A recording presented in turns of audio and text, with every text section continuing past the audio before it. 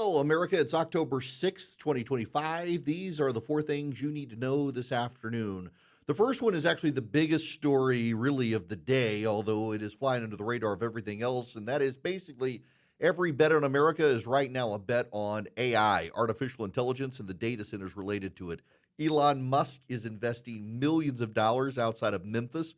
It'll create construction there and other jobs related to the construction and the data center operations, although they don't employ a lot of people. It'll also create a lot of jobs for the power grid in Tennessee. Power is a massive issue.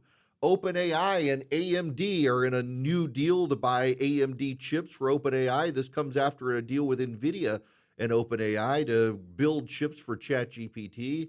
Sam, what's his name there, Altman, is just dating everybody in the chip business, it seems.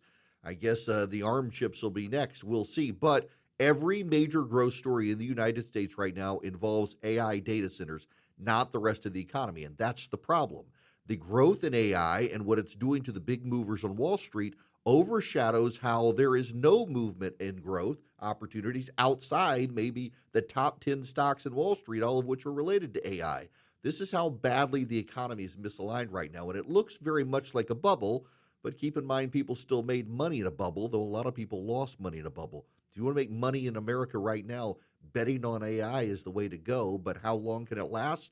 Particularly when companies are more and more vocally pointing out they're not seeing a return on investment in AI. Up next, farmers are not getting paid to put land in conservation programs with the federal government. Why? The government shutdown. 27 million acres of American land have been placed by farmers into conservation programs with the Department of Agriculture. Farmers are essentially paid to keep their land fallow for a certain period of time, up to 20 years in some cases. They plant vegetation on the land to grow and preserve the land and build nutrients for the land while taking it out of productive use for the farm. They get paid every year by the federal government to do that. With the federal government shut down, payments are supposed to be distributed October 15th. That is not going to happen, and it's going to really hurt American farmers as a result of the Democrats continuing to keep the government shut down. Related to that, President Trump has decided to make major targets to Democratic areas of the country for the shutdown. He's targeting environmental programs and jobs in Democratic congressional districts, trying to apply pressure to Democrats in the United States Senate. However, cascading effect is in states like New York. It's also hurting some Republicans in swing districts like Congressman Mike Lawler and others who are feeling the impact of the cuts that are being made to programs for example, the state of New York that actually impact Republican, not Democrat districts.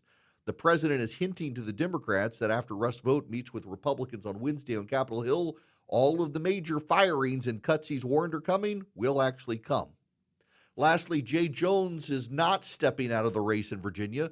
The man who privately wished for the assassination of the former Republican Speaker of the House and the murders of his two children, he's going nowhere. Now, you can't expect a sociopath to publicly withdraw from a race when privately he wishes death on his political opponents. The thing that really blows my mind in the situation, though, and the one that is just hard to wrap my head around, is Jay Jones said he wanted to put 2 bullets in the back of the speaker's head and kill his kids because the speaker had the audacity to say nice things about a Democrat at that Democrat's funeral. That's the sort of sociopath we're dealing with in Virginia, and no major Democrats are calling for him to withdraw from the race. If internal polling shows that Jay Jones is losing, you can damn well bet they will, but not until the polling looks like he's a goner anyway. These are the 4 things you need to know this afternoon. I'm Erick Erickson. Stay informed, stay grounded. Please, above all else, keep the faith.